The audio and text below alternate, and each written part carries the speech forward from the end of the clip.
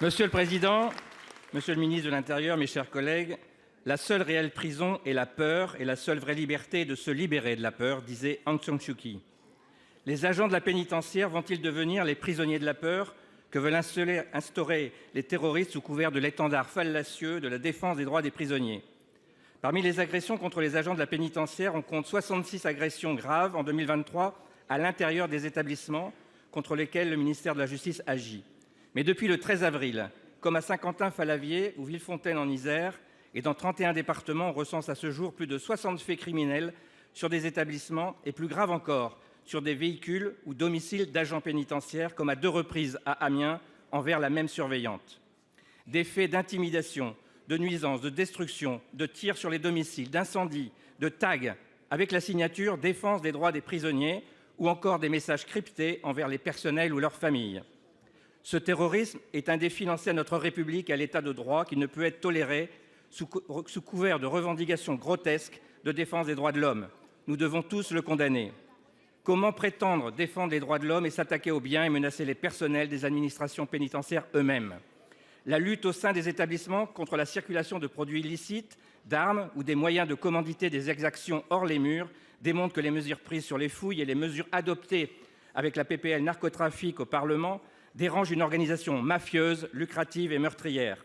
Monsieur le ministre, quelles consignes sont données aux préfets pour garantir la sécurité des biens et des familles des agents pénitentiaires et quelles mesures engagez-vous pour débusquer ces terroristes, redonner confiance et sérénité à nos fonctionnaires dans l'exercice de leur mission?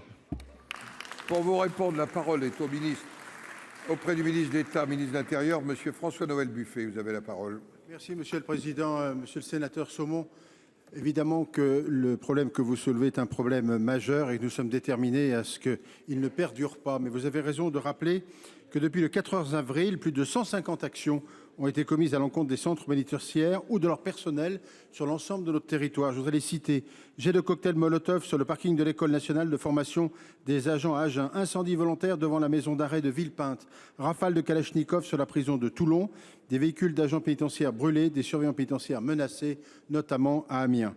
Ces faits, qui sont des menaces, des intimidations, ces tirs de mortier, constituent toute évidence une riposte au texte qui a été voté récemment, désormais définitivement, et nous tenons à vous en remercier, puisqu'il participe et permet au gouvernement de pouvoir continuer sa lutte contre le narcotrafic et ses effets néfastes. Rappelez que le gouvernement a pris immédiatement des dispositions de soutien et de protection des agents pénitentiaires dans le cadre d'un plan de mobilisation à la fois du garde des Sceaux et à la fois, bien sûr, du ministre d'État de l'Intérieur.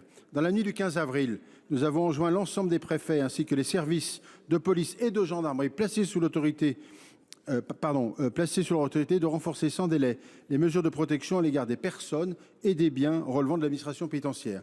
Le 15 avril, les préfets de zone, les services de police et de gendarmerie, dont les services de renseignement et l'administration pénitentiaire, ont été réunis pour conforter et préciser ces instructions. Enfin, le 17 avril, une instruction commune définissant les modalités de renforcement